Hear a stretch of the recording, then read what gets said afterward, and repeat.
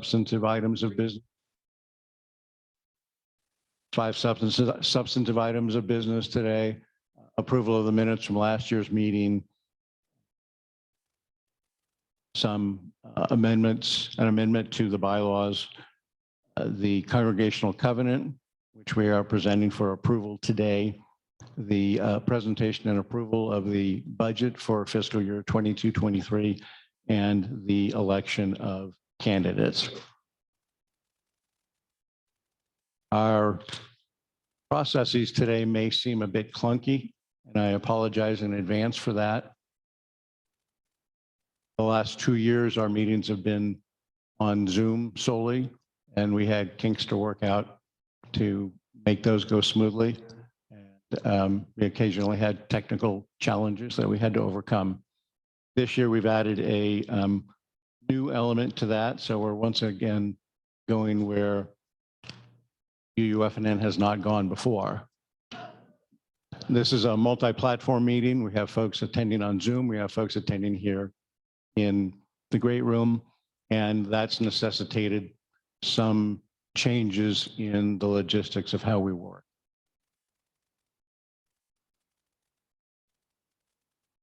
Let me walk you through just a couple of those. After I introduce a new agenda item and it is presented, I will ask for a motion to approve the agenda item, and we'll invite members anyone who's in the great room here to so move. And I will then ask for a second. It's not possible to ask folks on Zoom to move or second motion, so I'll be looking to all of you here in the great room to do that. I will then open discussion on the agenda item. We have one microphone, and it's essential that everybody come up and speak to the microphone, because if you do not, our members on Zoom cannot hear you. We are asking that on any motion that folks line up in different places. On this side of the room, line up to come up to the microphone. If you oppose the agenda item, line up over here. If you support the agenda item, and if you have a motion or any other procedural matter, line up directly in front here.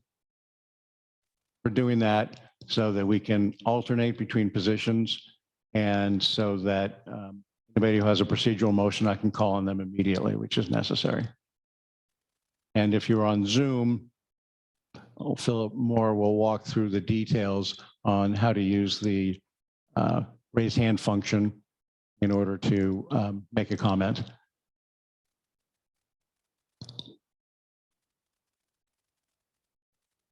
If you're here in the great room and you have a mobility challenge that it'd be a lot easier for you to stay in your seat, just raise your hand, get our attention, and someone will bring the mobile mic over to you so that you don't have to trudge all the way up to the front of the room. Voting will also be done slightly differently because we have members attending both here and on Zoom. It's going to be a little bit more cumbersome. We will vote on each agenda item in 2 stages. We'll ask for the yes votes first. We'll count those both here and in Zoom. And then we will ask for the no votes. We'll count those, and I will then announce the result of the vote.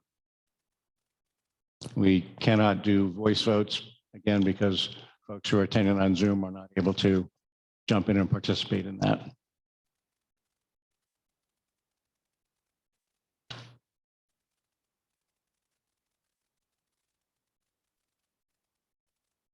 I'd like to call on Philip Moore, our tech guru, to walk us through our Zoom procedures for those who are attending on Zoom.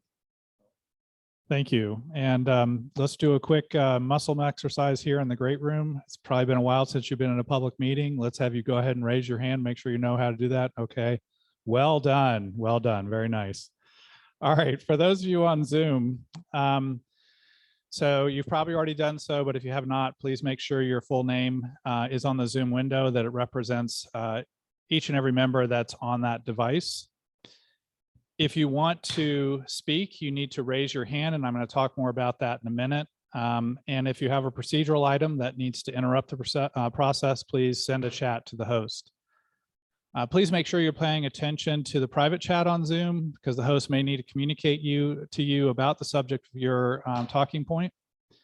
And then if you want to vote on a motion, you're going to use the same thing to raise your hand. And if you do not participate one way or the other, we'll consider that an abstention. If you have more than one person on there and you want to split your vote, are you hearing that, Adina and Kurt? You just need to message to the host and they'll split your vote for you. So specifically how to raise your hands, please look for, if you're on a Windows or Mac OS computer, you would find the reactions icon at the bottom of your screen, and that underneath there will be a raise hand feature.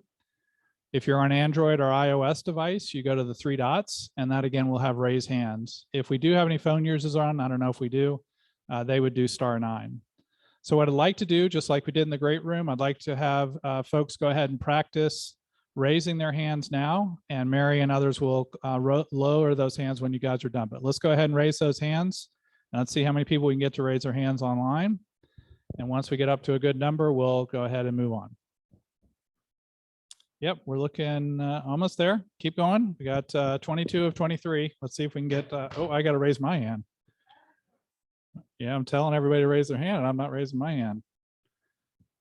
Okay. All right, I think we're looking pretty good, Chris, so I'll turn it back over to you. I think people know how to raise their hands now. Thanks, Philip, and thanks everybody for exercising.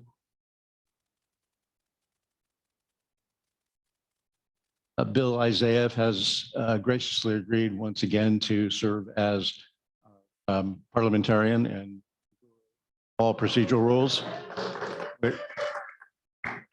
We are lucky to have Bill once again assisting us. Thanks, Bill.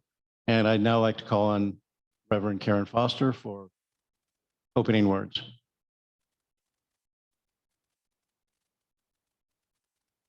Once again, welcome to our first multi-platform annual meeting. It is an unbelievable and incredible feat, which you cannot imagine the number of volunteer hours that have gone into preparation for today. So we appreciate all of you being here. More than any other facet of congregational life, these exercises that we're doing today in democratic decision-making go right to the heart of our religious heritage. As we speak, as we listen, may we remember that this honorable legacy that we're privileged to uphold is a heritage that goes back not only to the founders of our nation, but the founders of both Unitarianism and Universalism. And so today, more than carrying out a historic tradition, more than getting our annual meeting done and accomplished for another year, I'm going to invite us to recognize that this is a moment in time for us as a congregation. It's a moment in time to acknowledge and remember and reflect on who it is that we want to be. Who do we want to be together? What's our purpose? What's our calling? How do we want to serve our community? And so with that perspective and that lens, let's think about that, not so much in getting caught up in the details of our annual meeting, but in the big picture of moving forward together. So with that in mind, indeed, let's keep on moving forward.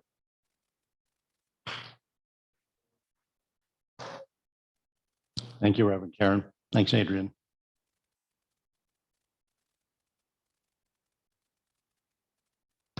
Down to one piece of official business, and that is the establishment of a quorum.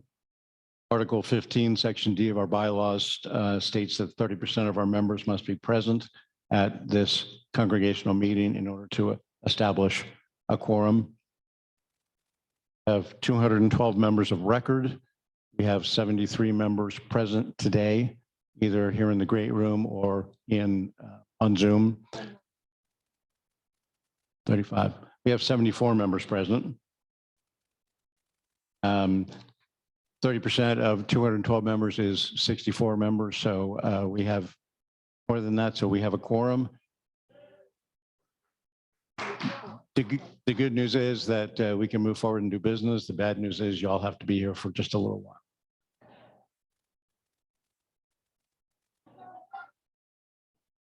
I'm going to hold you all to that. Let's review and approve the minutes from the 2021 annual meeting. Those minutes were sent to all members as part of the notice of the annual meeting. May I have a motion from someone in the great room to approve those minutes? May I have a second?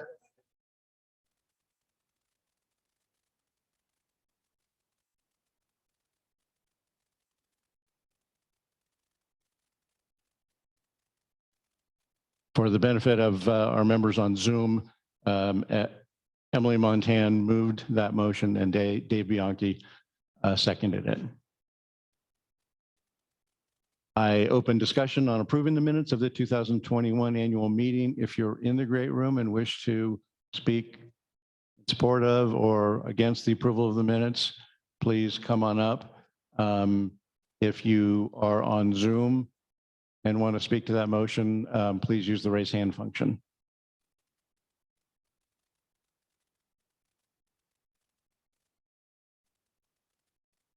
We can't do a voice vote because of the logistics. So we'll have to do a hand count vote. Yes. Doesn't have to be, no, it won't take long, not to worry. We've got this down. I don't see anybody coming up to speak here in the great room. Mary, does anybody on Zoom want to comment on the minutes? Sorry, there's no comments. Okay. Given that, I will call for a vote on approving the minutes of the 2021 meeting. If you're in the great room, we're gonna cast our yes votes first. If you're on Zoom, use the raise hand function to do that. If you're here in the great room, raise your hand to vote yes, and Adrian and Lily will count votes.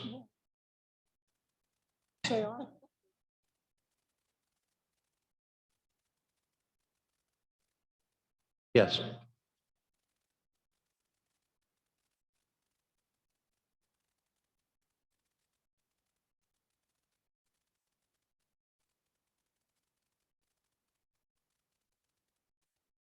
I know it's clunky.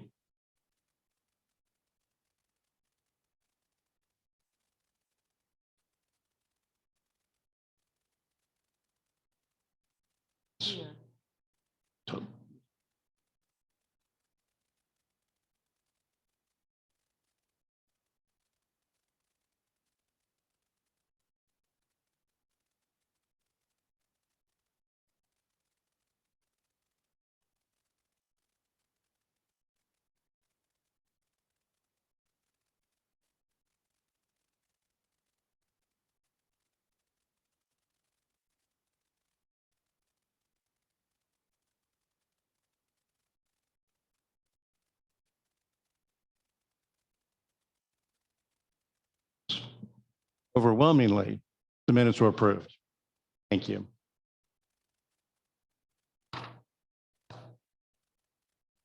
I will ask for no votes.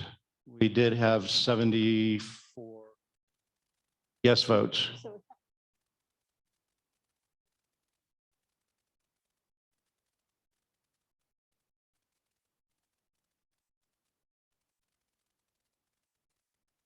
Yeah. Again, I apologize for the clunkiness. I think in this case, since we have 74 yes votes, we will dispense with casting no votes on that motion. Working it out. Thank you, guys. We will now present the bylaws amendment. I believe that Kathleen Maloney, the chair of the Leadership Development Committee, is online. I call on Kathleen. The proposed amendment is to Article 6 and 7 of the bylaws. It was sent to all members as part of the annual meeting notice. Under Article 15 of the bylaws, amendments require approval of 2/3 of the members present and voting. By my calculation, that requires 49 yes votes on amendments when we take them to a vote. Kathleen? Thank you, Chris. Is my audio on? It is. Excellent. Good afternoon, everybody. I am Kathleen Maloney, the Chair of the Leadership Development Committee. And others on the committee are Melissa Smith, Lib Hutchison, and Nancy Oakley. Last Sunday, I presented at the informational meeting our proposed bylaw change in detail, and I presented the reason for each change. And that meeting offered an opportunity for people to understand the proposal and to comment or ask questions. With that groundwork having been done last week, today my summary will be shorter. The main change that we are proposing is to reduce the size of our Board of Trustees from 9 to 7 members. 9 is a large number, and we have concluded that a smaller board size can free capable leaders for other tasks, as well as function more efficiently. When things get busy, the board can establish a task force of non-board members to help with the workload. The board does this now when needed. This last year, our board had 7 members and it worked well. For these reasons, the Leadership Development Committee is recommending that we change our bylaws to reduce the number of board members from 9 to 7. There are several other smaller changes proposed. And so looking at the slide that Philip has up for us, I'm just going to go over those, each of the changes. In Article 6, Section A, eliminate the requirement that Secretary and Treasurer be elected in alternating years.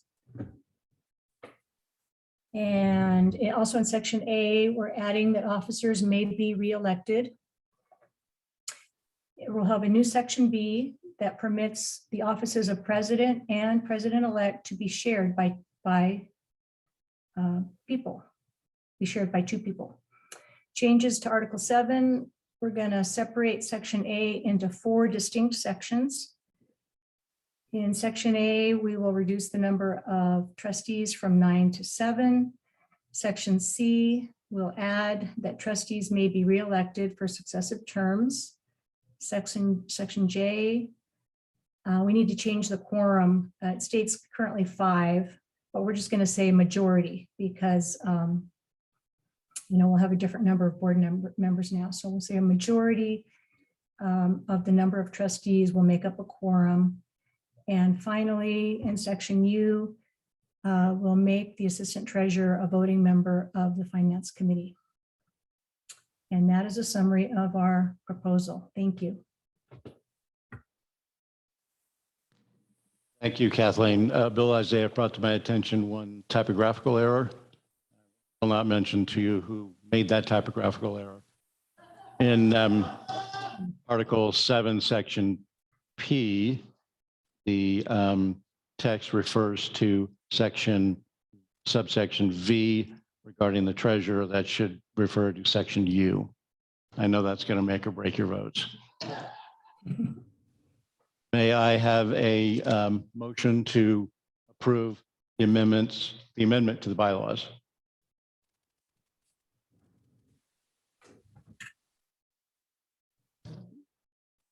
Thanks, everybody. Dave Bianchi moved and Stan Dunford Jackson seconded that motion. I open discussion on approving the amendment to the bylaws. Here in the great room, if you'd like to speak to that motion, please step on up. Mary, does anybody on Zoom want to speak to the motion? I'm just asking someone if they do. There's one person that has their hand raised, but I don't know if they wanted to speak to it or not.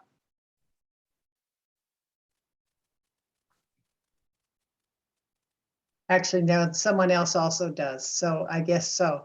The first person that, let's see if she lowered her hand. Okay, Rosalind Bedell has her hand raised, so. Great. Hi, Rosalind. Hi, good afternoon, everyone. I just wondered, is there, and this may be addressed in the article, I just wondered if there's any limit on the number of successive terms that trustees can serve. The amendment does not include a term limit. That might be something that could be considered in the future, given the amount of work that's involved serving as a trustee. That may or may not be an issue.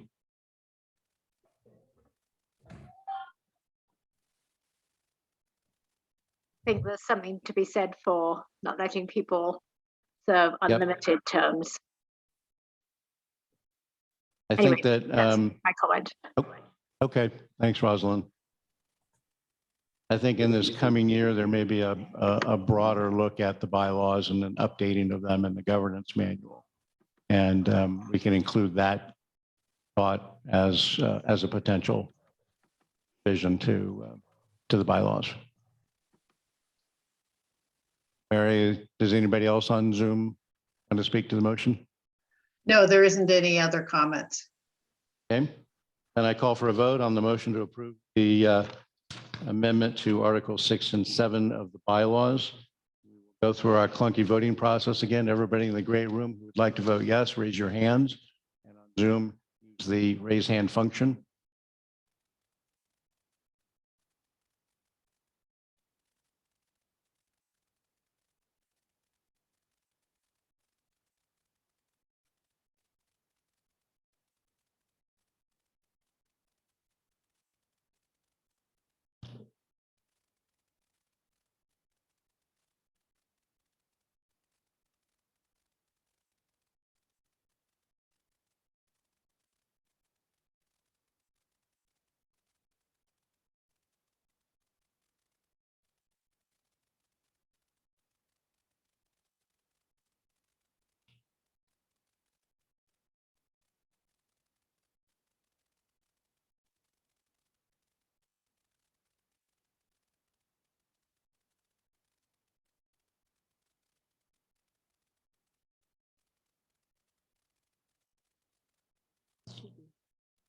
Give us a second.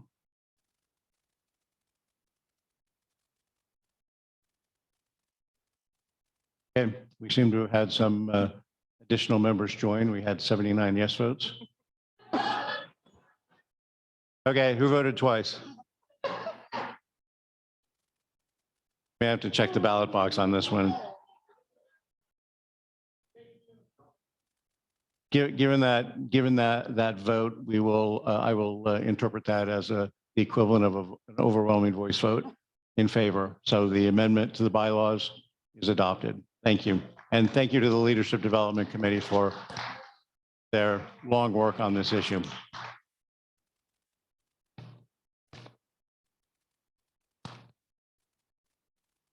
Our next item of business is the presentation of the Congregational Covenant. I ask Janet Nelson to come on up and take a seat at the table.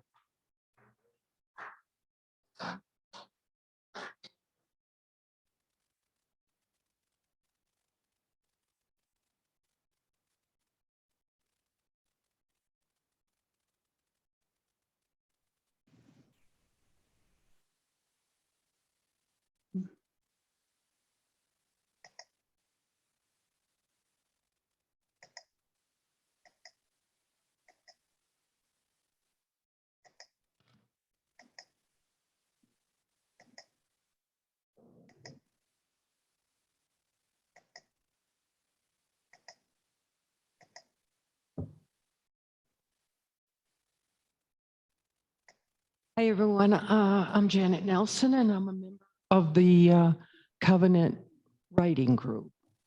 I'm here to present the covenant among members and friends of the Unitarian Universalist Fellowship of Northern Nevada. Can you hear me okay? Okay. Uh, I am just one of them, of the members of the writing group. The others are Billy Lee and Stan Dunford Jackson, Alan Jordan, Julia Hammett, Retta Tullerzi, Holly McLaughlin, Barry Hansen, and that's it, and myself. The group was formed to amend wording of the covenant of May 29, 2019, and to add recommendations that the fellow felt strongly about at a covenant workshop led by Kristen.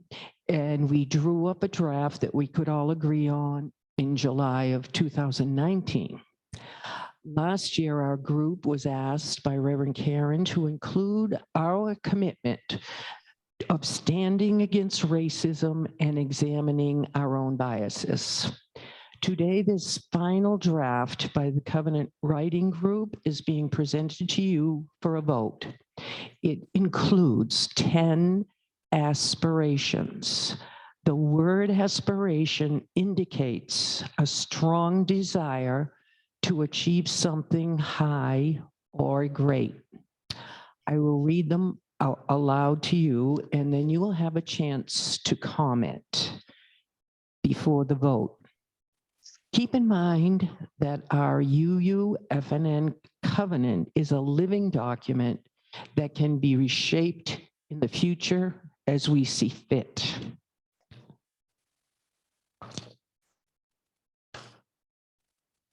Okay.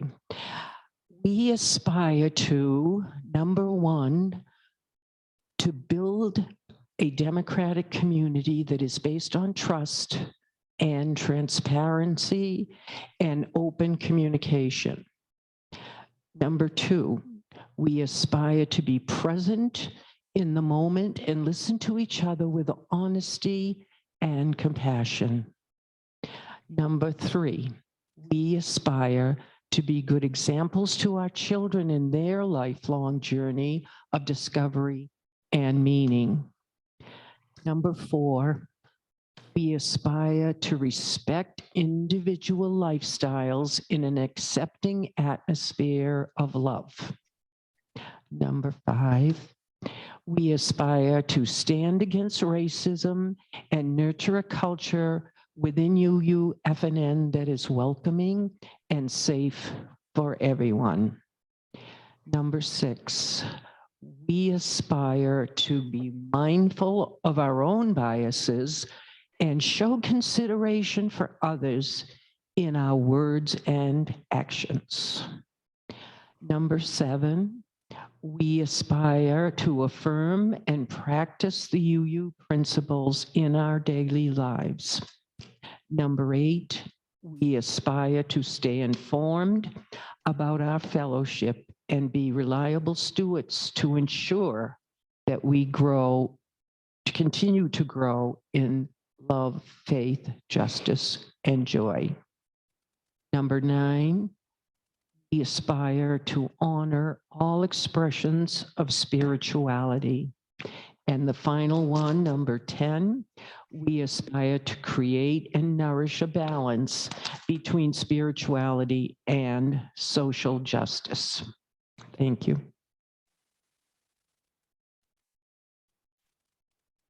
Thank you, Janet. And thank you to the task force that took on that work to update the covenant.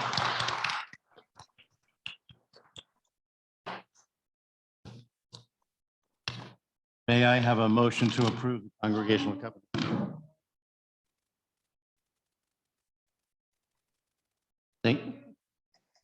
Thank you, Emily. May I have a second?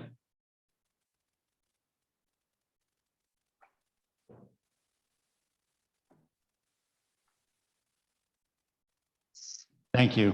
For our members attending on Zoom, Emily Montan moved the approval of the Congregational Covenant, and Cindy Fogel seconded that.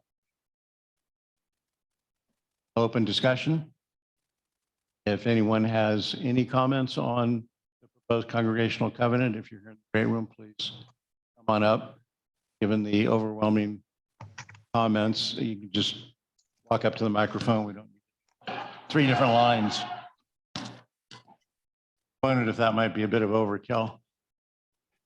And if you're on Zoom, if you would like to comment on the covenant, please use the raise hand function.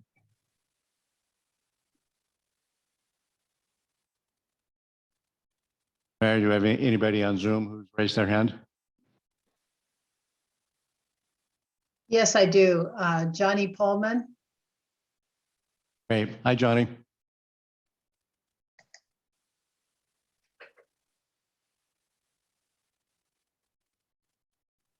My apologies, that was an early vote. And I was just trying to move things along, I guess. we were moving along so technically smoothly before that point. Boy, Mary, anybody else who's raised their hand either on purpose or not? Nobody else has raised their hand. Okay, great. Given that, let's call the vote on the motion to approve the congregational covenant. Here in the great room, to vote yes, please raise your hands.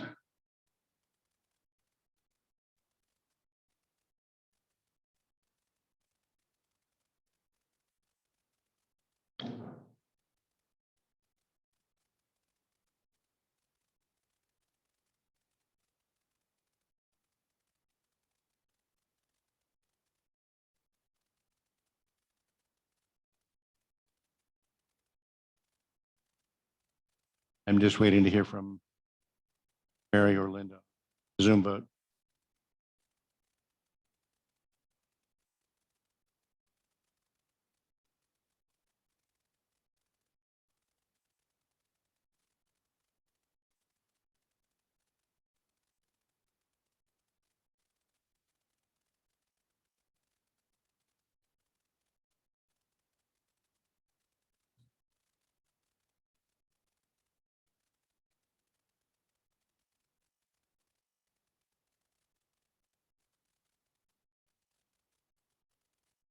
Mary or Linda, can you send me a text with the Zoom vote?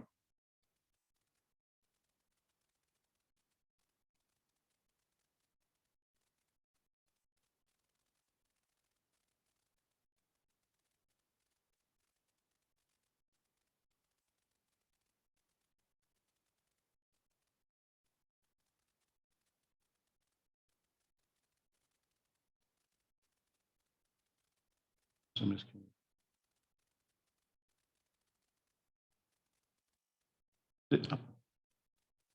Thank you.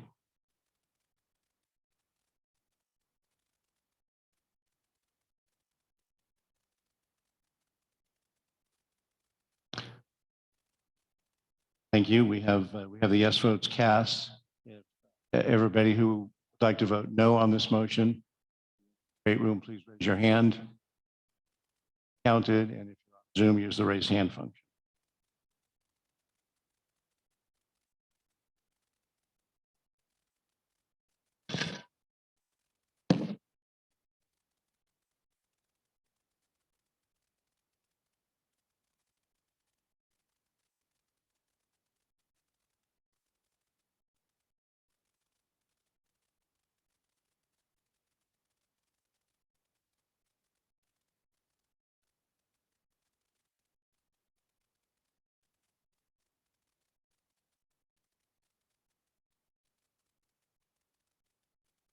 Mary or Linda, are there any no votes on Zoom? No, there are no votes. Based on our count, that motion passed on a vote of 62-0. Okay.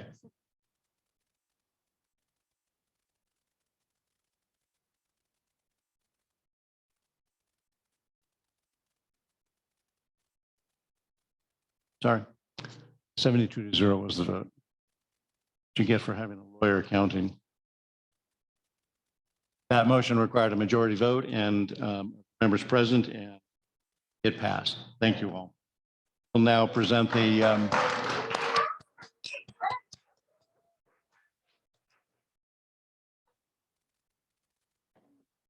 we will now present the fiscal year 2022-2023 budget. Dave Hutchison, Chair of the Finance Committee, will present the budget. Is this on? All right. Now, the fun part, we talk about some numbers for a few minutes here. I will try to be impeccable and economical in my words. Before I speak about the new budget, I just wanted to give a report of our financial condition. How's that? Is that better? Okay. I can say at the end of our third quarter, March 31, our financial condition remains sound.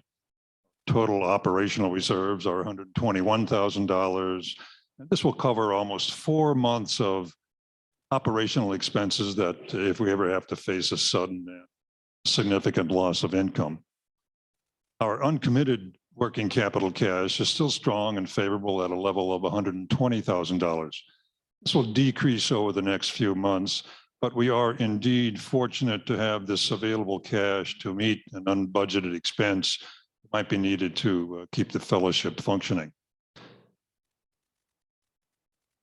For the first 3 quarters of this current fiscal year, we are positive to the budget deficit by about $10,000.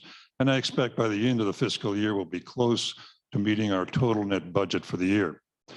Again, as part of our focus on cash management, we're fortunate to have this adequate uncommitted cash on hand to fund the occasional deficit that we might have to utilize, and also to allow us to fund the important works of the fellowship.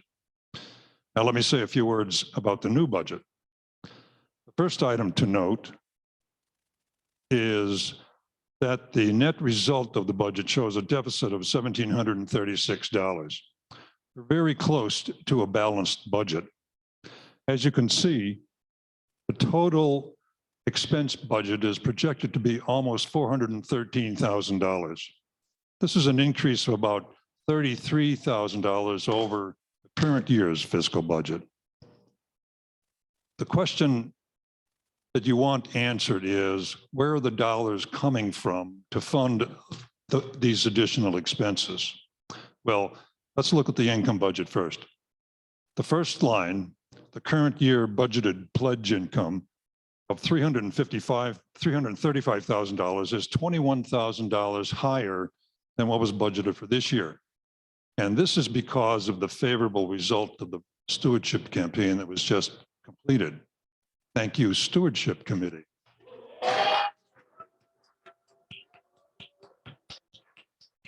That positive result has made the budgeting process much easier than we had anticipated. Thank you again.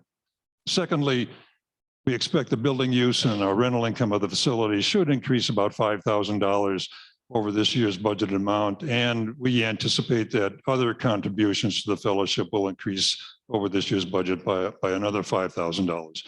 And finally, that $1,700 deficit will be funded out of our uncommitted balance cash on hand. Now let's look at what has changed in the expense budget. As is always, the largest expense is our staff compensation, and we're budgeting at the next fiscal year of $255,000. This is an increase over our current budget by about $13,000, and is basically attributable to staff raises and the addition to our AV tech person.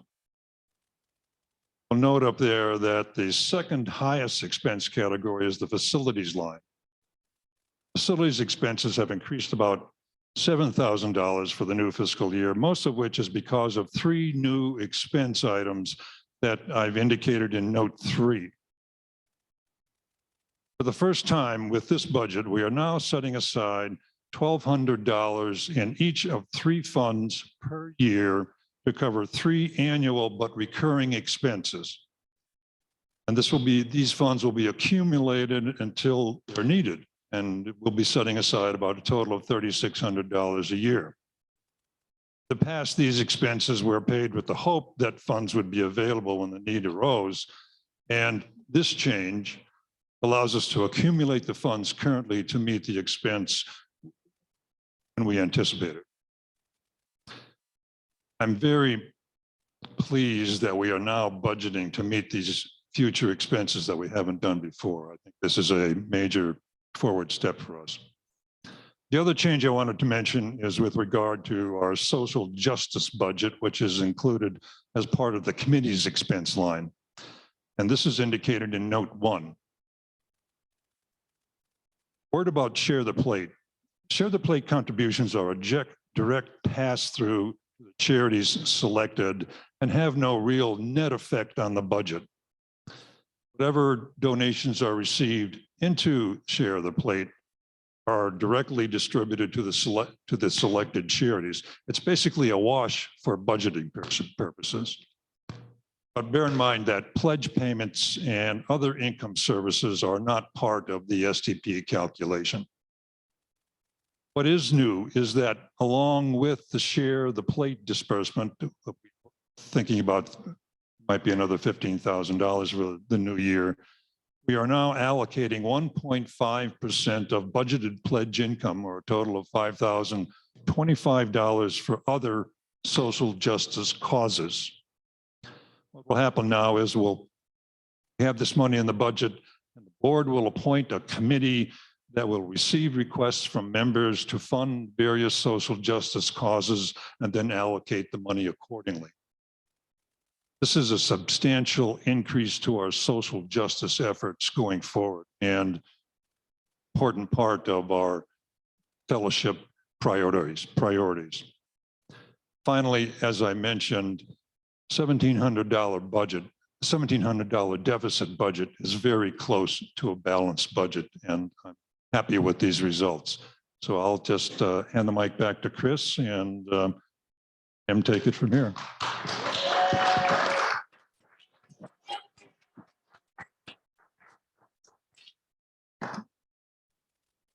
Thank you, Dave. May I have a motion from a member to approve the fiscal year 2022-23 budget? Give that to Mr. Dunford Jackson, and a second by, thank you, Lisa. I'll open discussion on approving the 2022-23 budget. Are there any comments here in the great room? Sandy, can you come up to the microphone?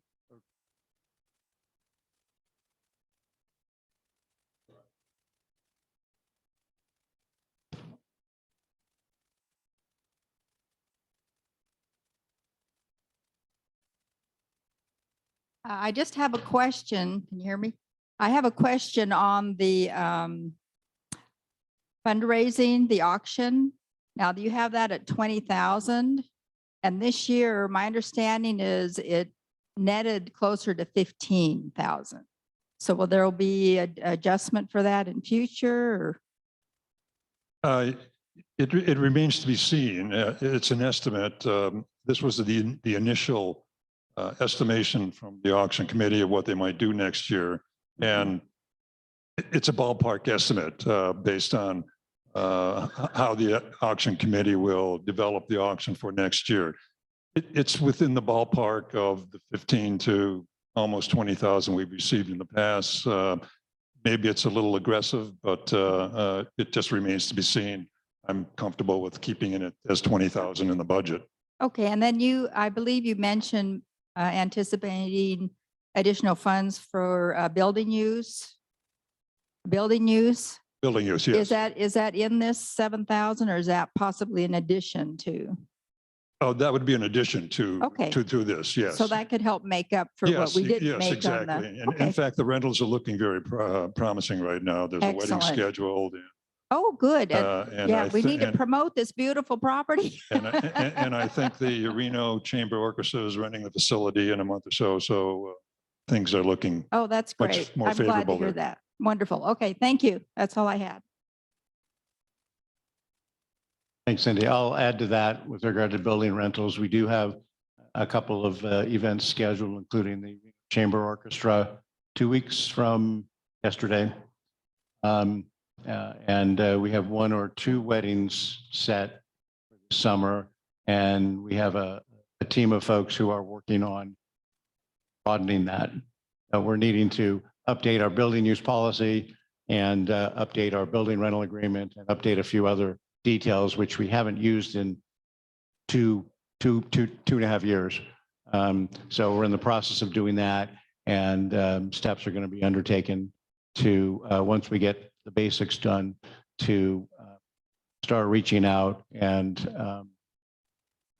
attempt to draw in more folks to use our beautiful property and facilities. And if we're successful, that will generate additional rental income and support our community.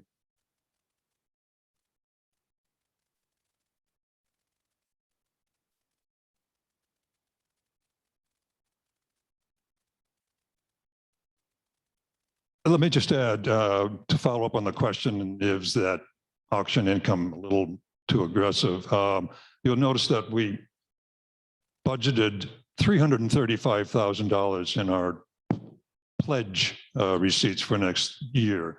You recall that the Stewardship Committee actually raised $342,000. The reason we budgeted down to 335 is we take the position there's always the chance that some members may not be able to complete their pledge. So we discount the 342 by 2%. So if you follow me here, that gives us another $7,000 or so of room that could make up a lower receipt on the auction committee. So budgets are guidelines, they're estimates, they're cash management tools. They help us a lot, but they're not dollar to dollar certain. You never have an exact dollar to dollar budget result, but we want to be in the ballpark, and I think we are.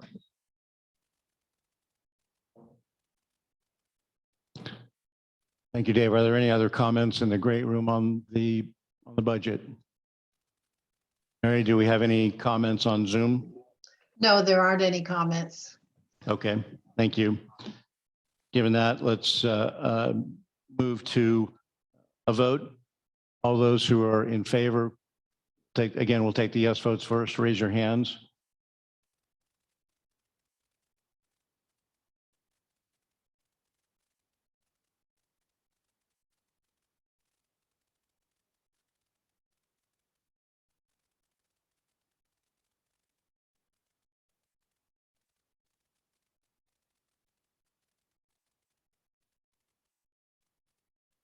Thanks, Emily.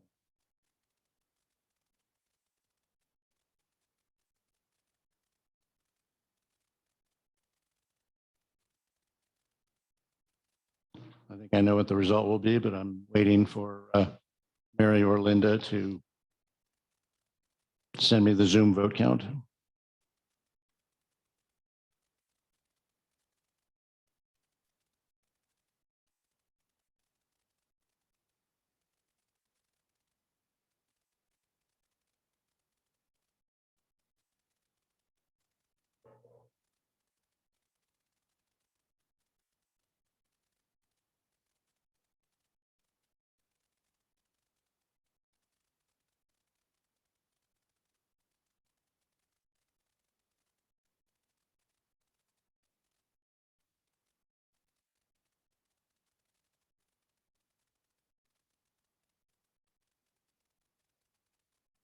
Thank you. And for formality's sake, I would like us to cast no votes.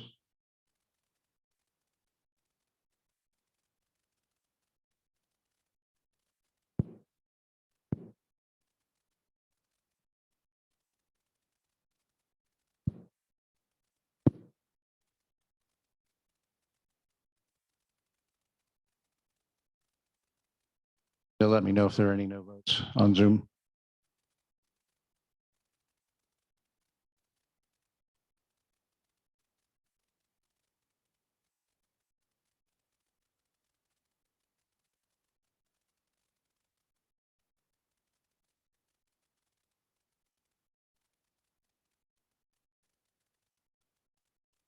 I know, clunky. I don't think there's any no votes. Okay, thanks, Mary. And the budget for next year is approved on a 65-0 vote. Thank you.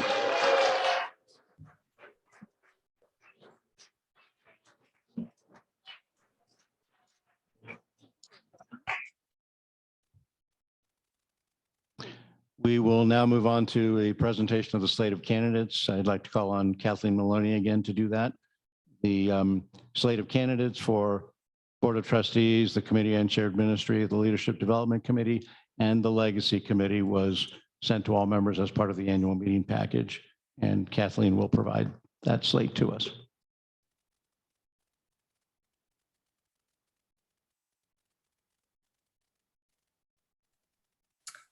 Thank you, Chris. Hello again. And also again, on behalf of the Leadership Development Committee, I would like to present this year's slate of candidates. Today, we're going to be voting to fill positions on the Board of Directors and also for 3 committees. There are more than 3 committees at UUFNN, but just 3 of them are what we call committees of the fellowship.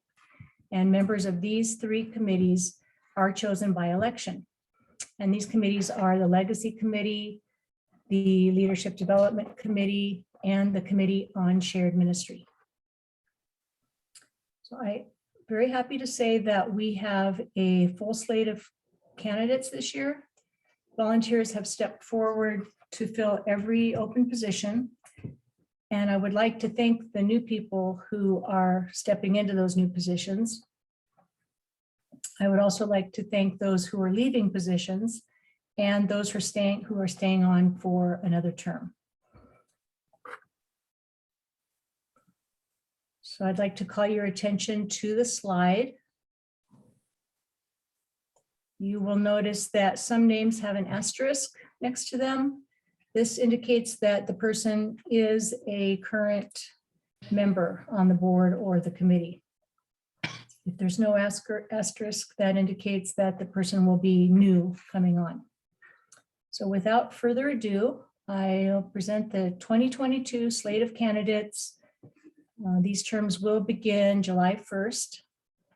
And for the Board of Directors, we have Adrian Fisher, President, Jackie Riley, President-elect, Andrea Caldwell, Treasurer, Chris Hyland, Secretary, Nancy Jones, Trustee, Linda Bowman, Trustee, Alicia Mayers, Trustee. On Legacy, on our slate, we have Duncan Caldwell, Linda Doro, Will Bolin, Daniel Pinato, and Stan Dunford Jackson. The Leadership Development Committee, we have Kathleen Maloney, Lib Hutchison, Nancy Oakley, Melissa Smith, and Lily Egan. Finally, for Committee on Shared Ministry, we have Terry DeBarger, Bob Alto, Valerie Cook, Billy Lee, Dunford Jackson, and Tassie Class. Thank you. Thank you, Kathleen. May I have a motion to approve the slate of candidates?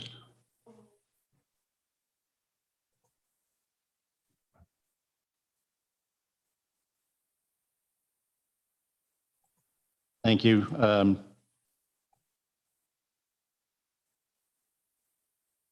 Is that Dave Shirey who moved? Thank you. And Jane Dunn seconding.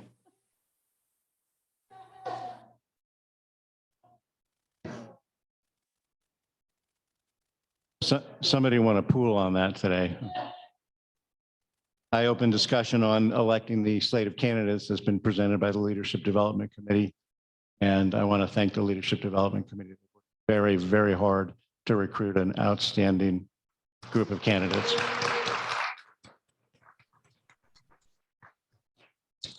So discussion is now open. Would anybody in the great room like to comment? Anybody on Zoom like to comment? Loretta Terlizzi has her hand raised. Hi, Loretta. Hello. I just want a clarification. I noticed there's 7 candidates for trustee for the board, and we just voted to change it to 5. Can somebody explain that to me, please? Sure, but I'll be happy to do that. What we just voted to do was to reduce the number of trustees from the current 9 members to 7 members. So the number of candidates we have nominated exactly fits that bill.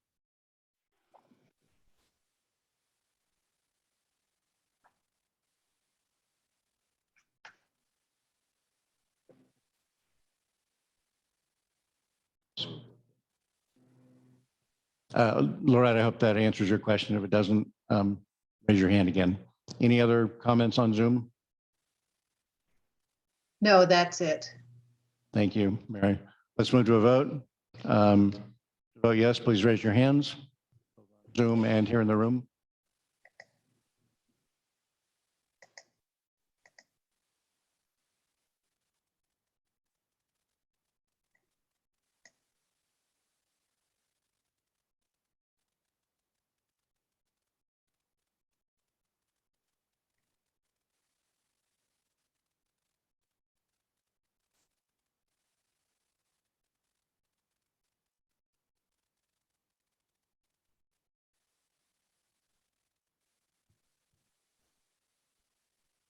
Linda, let me know when we have a yes count on Zoom.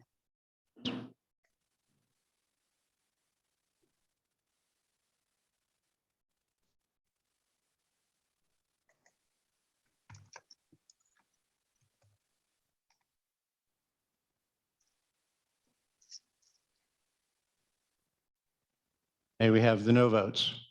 Raise your hand.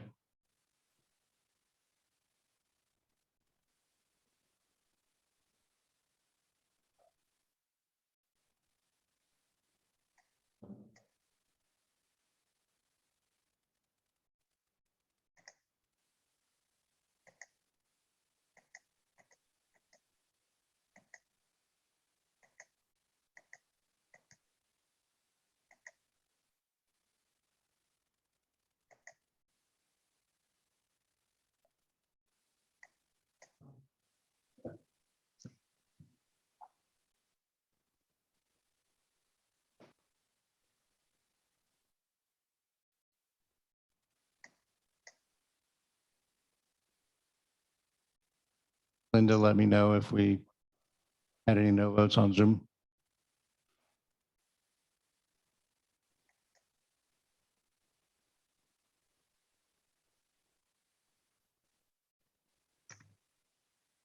Thank you. That motion passes on a vote of 68-1. Thank you, everybody.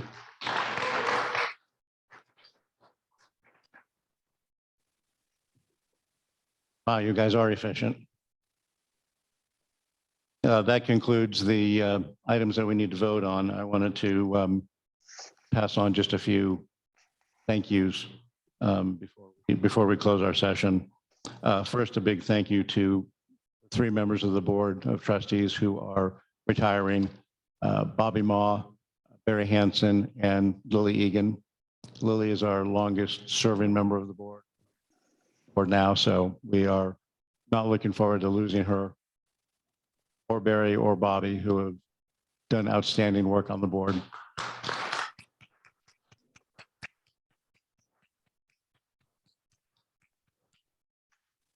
This has been a somewhat different kind of year.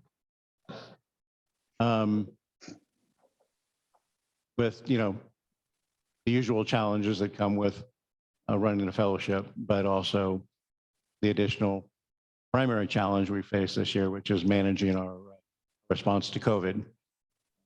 And that's been a time-consuming task, and it's been a challenging one, given the inherent fact that every single person comes to COVID-19 with a different set of risk factors and different set of comfort levels on risk. And the board has worked hard to balance those as best we can, keep our members and friends safe, while also moving forward on restarting our in-person services and events. We were able to take that step in September, and we've been modifying the safety protocol since then. I know that for some of our members, we moved a little too quickly doing that. For some of our members, we have not moved quickly enough. I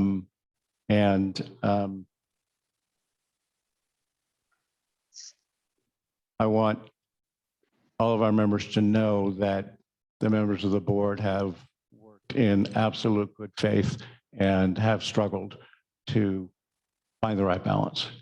The key is that the board and our membership, we have moved through this period together, and we've struggled together, And we have, I think, succeeded together. It's not always neat or pretty, kind of like this meeting, but we've made it work and we've hung together. And our membership roster, our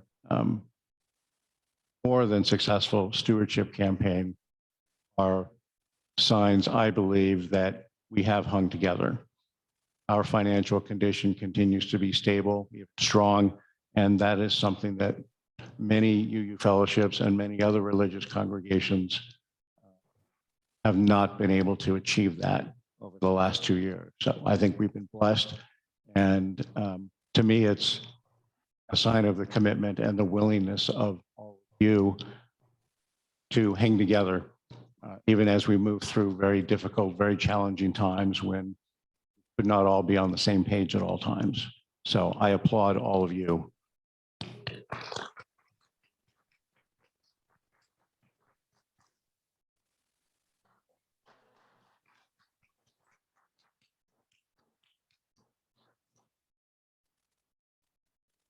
The board has worked collaboratively. And I've been amazed at how much we've been able to accomplish simply talking through issues, finding solutions.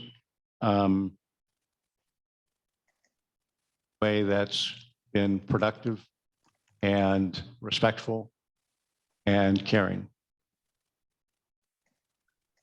My 6 colleagues on the board began as strangers. They became colleagues and they've become friends. I admire and respect all of them, and I loved working with them, and will continue to love to work with them. It's been a real pleasure to serve in this position. Such a wonderful group. You're very fortunate in a number of ways, and I welcome Adrian taking over as president on July 1st, and Alicia Myers joining the board as our new member, and Jackie Riley as a former member of the board, turning to the board. So this upcoming board will have much experience and as well as some new ideas being brought to it. Sorry. All right. Sure. Nancy Jones is going to make a comment. I would just like to formally thank Chris for being our wonderful president.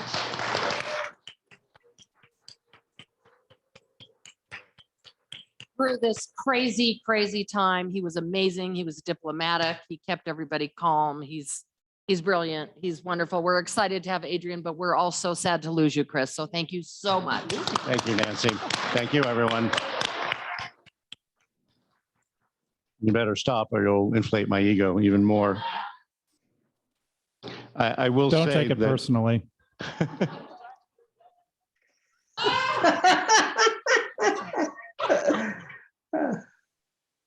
I will say that you're very fortunate to have Adrian taken over as president. She will operate very differently than I do. First and foremost, she won't have as much gray hair as I do, at least not at the beginning of her term. Second, and more importantly, she won't talk as long as I do, and I know you all will appreciate that. I'd like to call on Adrian for any comments she has. I'll stand. Okay. I think I'll stand. Using the mic. Well, thank you for your faith and trust.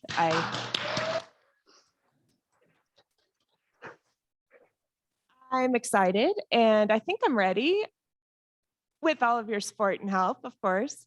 There are big shoes to fill. Obviously, Chris is efficient, effective, kind, approachable, informed, like all the good things that we have needed this past year. So my intention is to continue to take us forward with love, faith, justice, and joy. And I'm delighted and so excited to have Jackie as my right-hand person. And to welcome Alicia.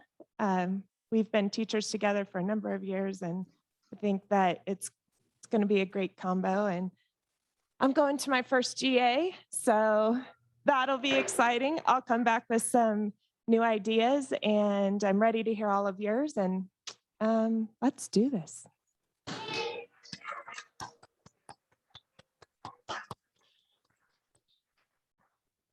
I would like to call on Reverend Karen to some last words, and we will extinguish the chalice.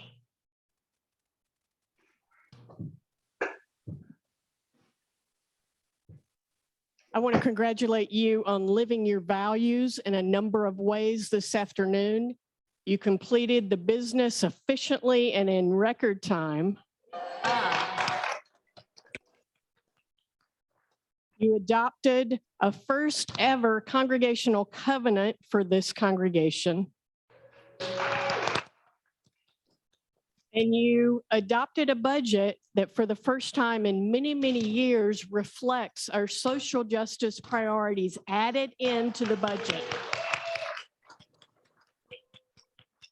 I just want to allude briefly to something that Chris alluded to a while ago, and that is, this is something that I don't speak about publicly a lot. I do with the boards occasionally and with smaller circles, but I can't stress to you enough how among our sibling congregations, many are really struggling financially, with volunteers, with attendance. And currently, we are not one of those. There are not many congregations who are adopting increased budgets that reflects increased giving. And I hear this among my colleagues all the time. Kristen hears it among hers. Carol hears it among hers, among administrators. Not a lot of congregations are in the situation that we are right now. And that is because of you, your heart, your commitment, your spirit, and living out our values and evermore discovering our purpose and our calling. So my hat is off to you. Let's indeed keep on moving forward. Blessed be. Amen.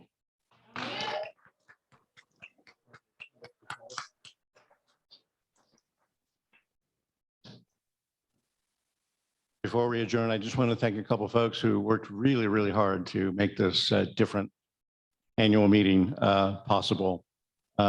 Everybody here at the front table, and in addition, Philip Moore, our mixologist and tech guru, Philip Duplessis, who handled sound for us, Linda Bowman and Mary Lee, who served as Zoom hosts and kept things running efficiently on that side of things, as well as our presenters today, Kathleen Maloney, Janet Nelson, and Dave Hutchison, and Reverend Karen.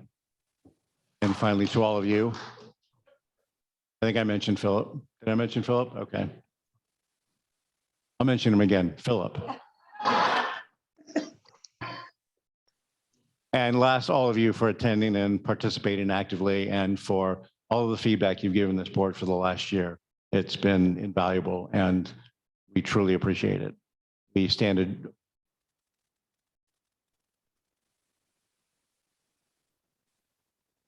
and a thanks to Emily for fixing our problems here at the front table. As she usually does, she jumps in where she's needed. With or without a title, she gets it done. Thank you all very much. We stand adjourned.